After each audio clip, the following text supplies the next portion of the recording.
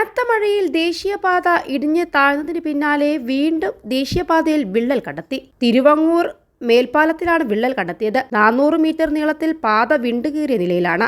പാലത്തിന്റെ സ്ലാബ് തുടങ്ങുന്നതിന് മുൻപാണ് വിള്ളൽ കണ്ടെത്തിയത്. കഴിഞ്ഞ ദിവസമാണ് വിള്ളൽ രൂപപ്പെട്ട് വിണ്ടുകീറിയത്. ഈ ഭാഗത്ത് ടാറിട്ട് അടച്ചിരുന്നു. പിന്നീടാണ് വീണ്ടും വിണ്ടുകീറിയത് നാട്ടുകാരുടെ ശ്രദ്ധയിൽപ്പെട്ടത്. മഴ പെയ്ത സമയത്താണ് വിള്ളൽ കണ്ടെത്തിയതെന്നാണ് പ്രദേശവാസികൾ പറയുന്നത്. നാട്ടുകാർ അറിയിച്ചതോടെ റോഡ് പൊളിഞ്ഞ ഭാഗം പരിശോധിക്കാതെ വിണ്ടുകീറിയ ഭാഗത്ത് ടാറ് ഒഴിക്കുക മാത്രമാണ് ചെയ്തതെന്നും പ്രദേശവാസികൾ പറയുന്നു.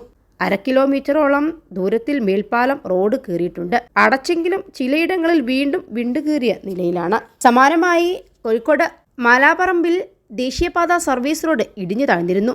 കഴിഞ്ഞ ദിവസം ഗതാഗതത്തിനായി തുറന്നുകൊടുത്ത റോഡാണ് ഇടിഞ്ഞു താഴ്ന്നത്. റോഡ് താഴ്ന്നതിനെ തുടർന്ന് വാഹന ഗതാഗതം നിർത്തിവച്ചിരുന്നു.